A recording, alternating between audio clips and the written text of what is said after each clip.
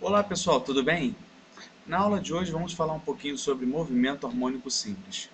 Para a gente entender um pouquinho sobre movimento harmônico simples, ou MHS, como alguns costumam falar, nós temos que ter em mente alguns conceitos do movimento circular uniforme. E é daí que nós iremos começar a falar alguns conceitos para aqueles que não estão tão familiarizados com esse assunto.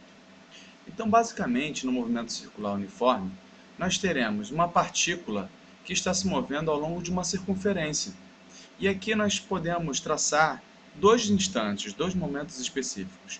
O primeiro, onde essa partícula estava nesse ponto, com uma velocidade v1, uma velocidade tangencial, né? É um vetor considerado aqui na circunferência, e com o tempo ele percorre um ângulo φ, chegando ao outro ponto, onde vai ter a sua velocidade v2. Bem, pessoal, agora nós vamos fazer um paralelo entre o movimento retilíneo uniforme e o movimento circular uniforme, para que a gente entenda qual é a equação angular que rege esse movimento circular. Nós temos aqui, por exemplo, velocidade tangencial e aqui um ângulo, né, uma posição angular, uma variação angular no raio.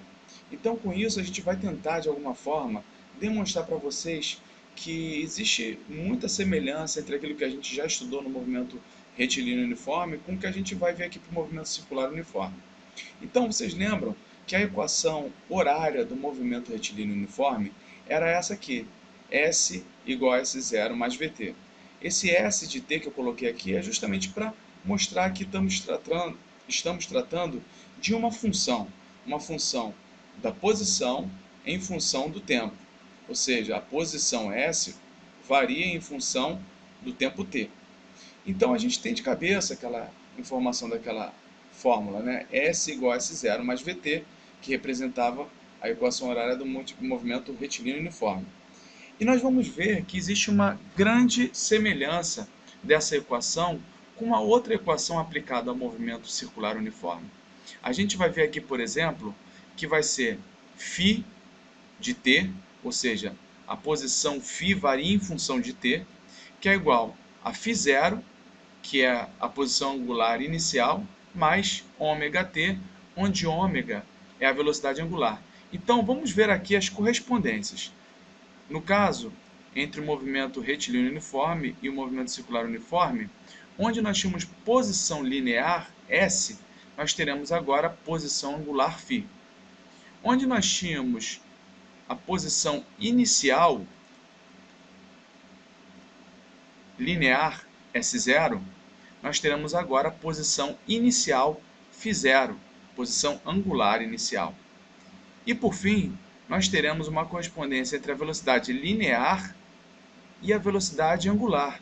Então, se nós tínhamos Vt, que era a velocidade linear vezes o tempo, no movimento retilíneo uniforme, no movimento circular uniforme nós teremos ômega-t, que é a velocidade angular vezes o tempo. E aqui eu deixo uma legendinha para vocês terem claro que onde tem φ, nós temos que ler posição angular. E onde temos essa letrinha aqui que parece um W, é o ômega, uma letra grega, nós temos a velocidade angular. Nós temos também que ter muito claramente, pessoal, uma relação básica fundamental entre grandezas angulares e lineares.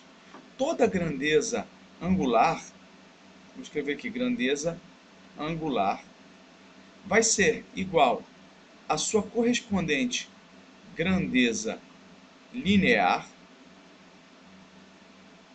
dividida pelo raio. Então, por exemplo, nós vemos aqui uma grandeza angular ômega, que é a velocidade angular. Ela corresponde à sua velocidade linear dividida pelo raio. Então, vemos aqui grandeza angular igual a grandeza linear sobre raio aplicado nesse caso. A mesma coisa acontece para o φ.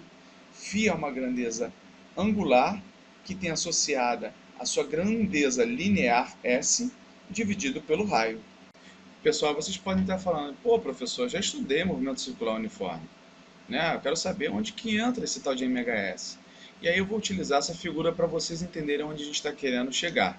E já digo de novo para vocês que eu tratei do movimento circular uniforme, porque algumas equações surgirão em seguida, eu gostaria que todo mundo estivesse entendendo. Bem, o que acontece é o seguinte, vamos imaginar agora que aquela partícula, ela tem várias fotografias dela se movimentando aqui ao longo daquela circunferência. Então nós temos essas imagens aqui que são momentos distintos. Então no momento t igual a zero, ela estava nessa posição, depois ela veio para cá, depois para cá e foi seguindo até dar uma volta completa. O que a gente pode perceber? Que se a gente projetar qual seria a posição dela em um eixo X colocado aqui embaixo, digamos que isso aqui fosse iluminado de cima para baixo, por exemplo, e tivesse uma sombrinha aqui marcando cada posição, a gente veria que quando estivesse no ponto zero, essa sombra estaria nesse ponto A. À medida que o tempo passasse e ele chegasse nessa posição aqui, haveria uma nova marcação na abscissa X, nesse eixo X aqui. E, ao longo do tempo, ele ia tendo um novo ponto correspondente. Então, aqui no topo, nós teríamos essa imagem aqui. E o tempo vai passando, esse pontinho aqui, depois esse ponto conjugado com esse, e novamente ele vai voltando.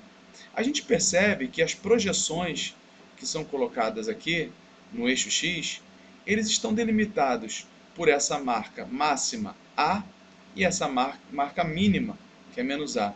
Então ele fica oscilando da direita para a esquerda, vai para o centro, direita, esquerda, e esse movimento circular uniforme, ele é projetado no eixo X, conforme isso que a gente acabou de ver aqui embaixo. E algo importante que nós devemos falar sobre essa variação dessa posição aqui no eixo X é um termo chamado elongação. Elongação vai ser cada ponto desse no eixo X. Então, por exemplo, quando eu tenho aqui essa sombra, essa projeção passando aqui no ponto zero, eu digo que a elongação é nula. Por quê? Ele está no ponto zero do eixo. Quando ele chega, esse movimento, e ele chega até esse ponto A, essa projeção ela está na elongação máxima desse movimento harmônico simples. E, por outro lado, quando ele se afasta, chega no ponto zero e vem para aqui, para o lado esquerdo, onde temos aqui o comprimento menos A, nós temos a elongação mínima, ok? Então, esses são os pontos que a gente mais pode ter alguma questão relacionada. É o ponto onde a elongação ela é nula, que é o ponto aqui do meio, ponto zero. Temos a elongação máxima aqui no ponto A, à direita, ponto máximo à direita, e a elongação mínima no ponto menos A, à esquerda. Muito importante lembrar também, pessoal, que essa elongação mínima ou máxima, esse comprimento, ele tem uma relação com o raio desse movimento circular uniforme. Então, se nós temos um raio A, ele vai, por exemplo, do centro aqui do círculo, da circunferência, até esse ponto aqui, que corresponde exatamente ao mesmo comprimento A que nós temos aqui embaixo. Então, a elongação máxima e mínima tem correlação com o comprimento do raio do movimento circular uniforme. E não podemos deixar de informar que essa grandeza A, que corresponde à elongação máxima, que corresponde também ao raio dessa circunferência, ela também é chamada de amplitude do movimento harmônico simples. Então, vai ser comum muitas vezes falar assim, qual é a amplitude desse MHS? E vai estar relacionado à elongação máxima, vai estar relacionado ao raio da circunferência onde acontece o movimento circular uniforme que está associado. Bem, após a introdução que nós demos ao assunto, nós podemos agora aqui representar de outra forma aquele movimento circular uniforme e aqui embaixo aquela projeção que dá início ao MHS. Bem, nós temos aqui o ponto zero, onde temos claramente aqui já definido a elongação máxima igual a A, que corresponde a justamente o raio. Temos aqui o ponto de elongação mínima, onde no eixo X temos o ponto igual a menos A, e aqui o ponto de elongação nula. Okay? E nós temos, por exemplo, aqui a partícula num instante t qualquer, chegando nessa posição angular, que projeta aqui no eixo da abscissa, que define o MHS, essa posição x, que está entre a elongação nula e a elongação máxima. E com isso, nós temos aqui definida uma função angular. Lembram que a gente acabou de comentar que a equação angular, a equação horária que define esse movimento circular uniforme, seria φ igual a φ0 mais ômega t. Ao mesmo tempo, nós percebemos uma relação trigonométrica ocorrendo aqui. Qual seria a posição correspondente aqui de elongação, esse valor x, que nós podemos, a partir da trigonometria, notar? Nós vemos que esse valor x aqui, ele é justamente esse comprimento equivalente desse triângulo retângulo que está definido aqui, ok? Nós temos o raio A, que é a hipotenusa desse triângulo retângulo, e temos aqui também o cateto adjacente a este ângulo φ. E nós temos então da trigonometria que cosseno de φ é igual a x sobre r. Com isso, podemos dizer que x é igual a r cosseno de φ. Só que esse raio, na verdade, a gente chama de A, que é aquela amplitude. Então podemos dizer que x é igual a A cosseno de φ. Bem, pessoal, então nós vamos focar nessas duas informações. A equação horária angular, que é φ é igual a φ0 mais ômega t, nós já tínhamos falado sobre isso, e acabamos de deduzir aqui que esse comprimento x, que representa a elongação da partícula no momento t, que foi definido aqui, é igual a elongação máxima A, ou amplitude, vezes o cosseno desse ângulo, dessa variação, desse movimento, ok? E vamos guardar essas informações e colocar um pouquinho ali para cima para aparecer um espacinho para a gente fazer outras anotações. Bem, então eu reescrevi aquelas equações aqui em cima, tá? Chamei essa primeira aqui da equação horária de equação 1 e a de baixo de equação 2. E a gente vai verificar o seguinte, pessoal.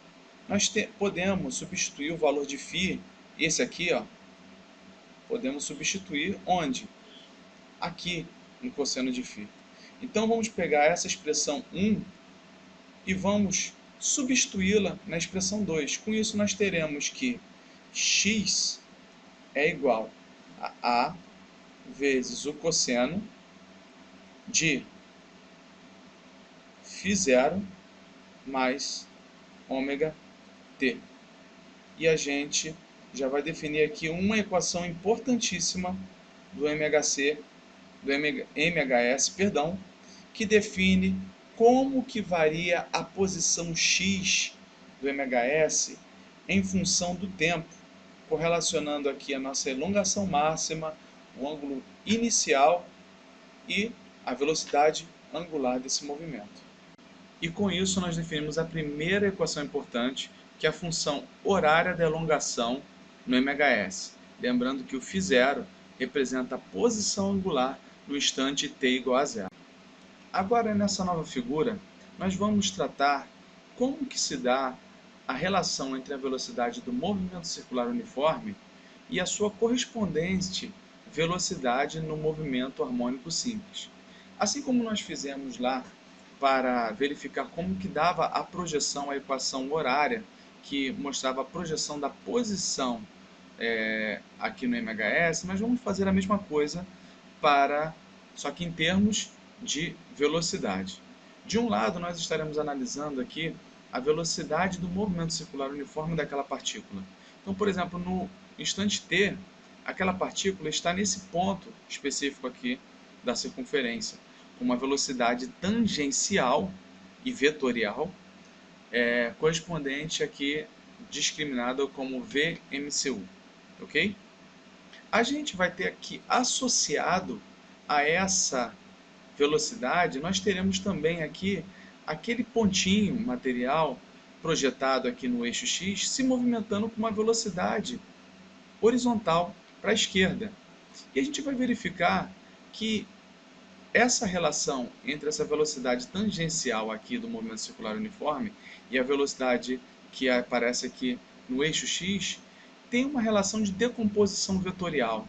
Então, basicamente, o que nós vamos fazer aqui é novamente analisar trigonometricamente, verificando a relação entre o ângulo φ, entre esses dois vetores do movimento circular uniforme, que é esse que é tangencial aqui, e vamos, com isso, descobrir qual vai ser a velocidade dessa partícula no movimento harmônico simples. E aí a gente vai descobrir qual é a função da velocidade em função do tempo no MHS.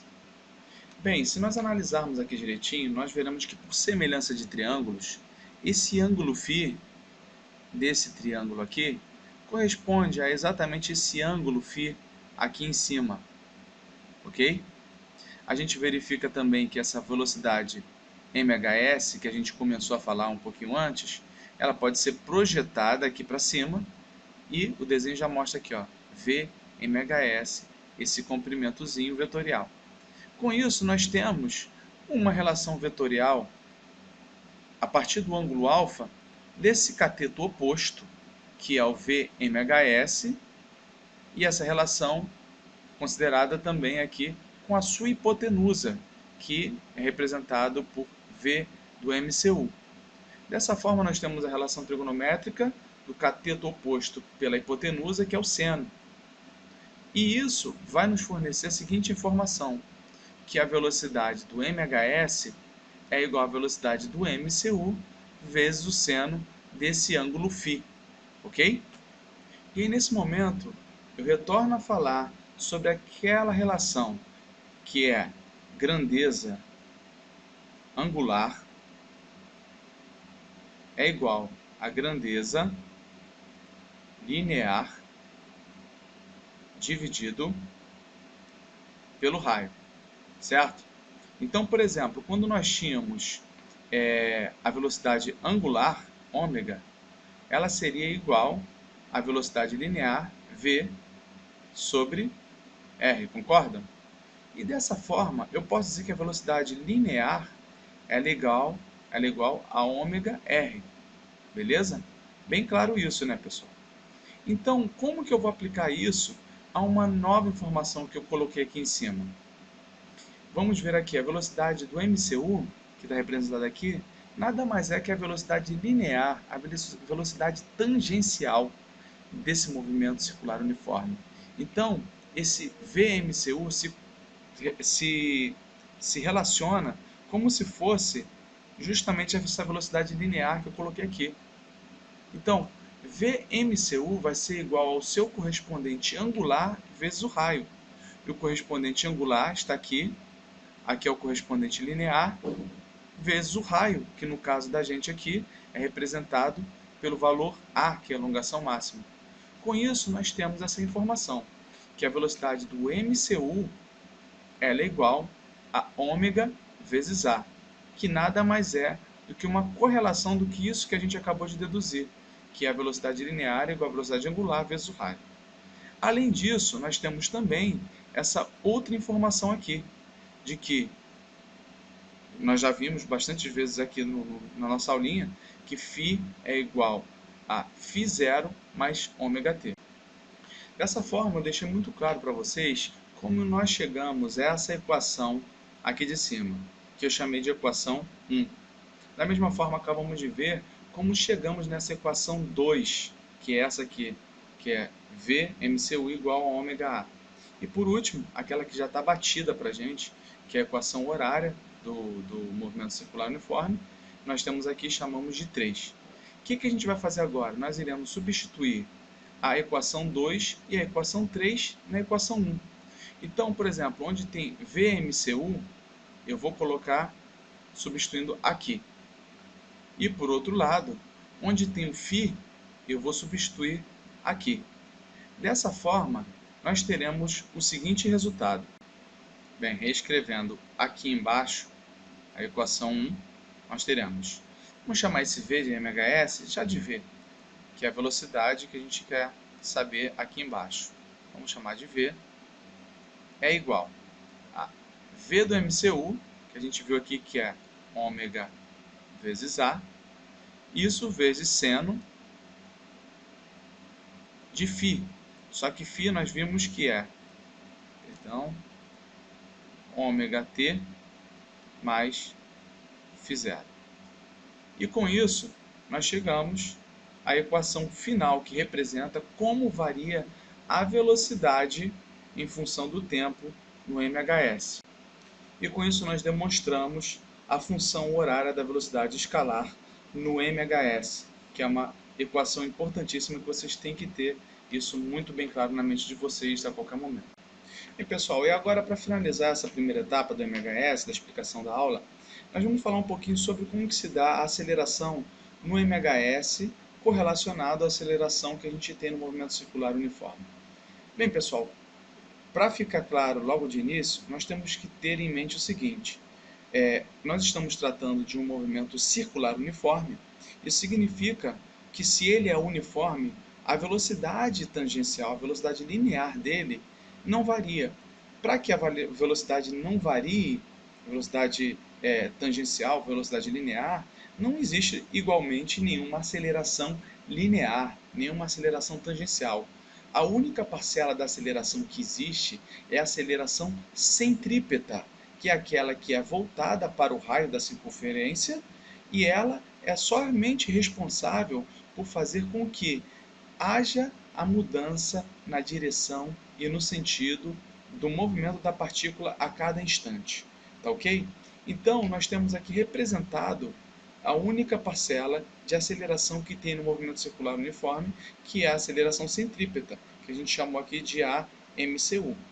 Igualmente, assim como a gente viu para a velocidade do MHS, nós projetamos aqui embaixo a partícula em movimento para a esquerda. E nós teremos com isso que teremos aqui um triângulo retângulo e teremos uma decomposição vetorial e uma relação trigonométrica entre a aceleração aqui do MCU, que é a aceleração centrípeta, e a aceleração do MHS, que pode estar representada aqui nesse cateto do triângulo. Bem, nós já demonstramos aqui que o ângulo φ é o mesmo ângulo φ que está aqui nesse pequeno triângulo. Aqui nesse cateto podemos representar a aceleração do MHS, esse comprimento, e aqui em cima temos a aceleração do MCU. Dessa forma podemos dizer que cosseno de φ é igual ao cateto adjacente, que é a MHS sobre a MCU, correto?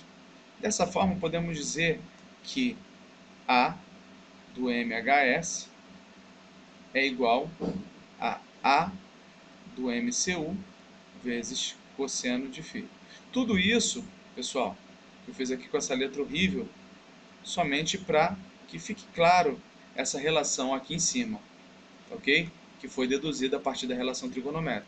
Pessoal, agora para fazer algo bem parecido com o que a gente comentou lá quando a gente deduziu a velocidade do MHS, nós vamos fazer uma correlação aqui do que a gente já tinha de informação do movimento circular uniforme. Então, agora só que vamos tratar de aceleração centrípeta. Essa aceleração do MCU, que nós estamos falando aqui, que é justamente essa aqui, como já comentei, não é nada mais do que aceleração centrípeta. E do que a gente estudou lá no movimento circular uniforme, alguma vez na vida, a gente sabe que, por definição, essa aceleração centrípeta é igual a velocidade linear ao quadrado dividido pelo raio, correto? Só que nós vimos também que a velocidade linear ela é igual a ômega-r. Então, eu posso fazer onde tem V2 aqui, V ao quadrado, eu posso fazer ômega-r ao quadrado. Isso tudo dividido por R, certo? Então, eu vou ter aqui uma nova expressão, que vai ser ômega 2 vezes raio ao quadrado dividido por R. De forma que a aceleração centrípeta vai ser igual, posso cortar esse 2 aqui com esse R, vai ser ômega 2 vezes R. Eu novamente deduzi a parte aqui, somente para informar para vocês, pessoal, que essa aceleração centrípeta, que equivale à aceleração do MCU, que está aqui também, ela pode ser representada por a velocidade angular ao quadrado vezes a elongação ou raio, que, como eu vi aqui deduzir, R é igual a A. Então, a aceleração do MCU, o módulo dela é igual a ômega 2 vezes A, conforme a gente acabou de deduzir aqui. Após falar isso tudo, essas são as equações que a gente demonstrou aqui. A gente tem logo de cara daquela relação trigonométrica a equação 1, temos essa equação 2, que eu acabei de demonstrar lá embaixo, e temos essa equação 3, que é aquela velha batidinha equação horária da variação angular, ok? Então, pessoal, o que a gente vai fazer agora? Vamos substituir as informações que nós temos aqui. A MCU, vamos colocar aqui, e φ, vamos colocar aqui. Então, essas parcelas das equações 2 e 3 serão substituídas na equação 1.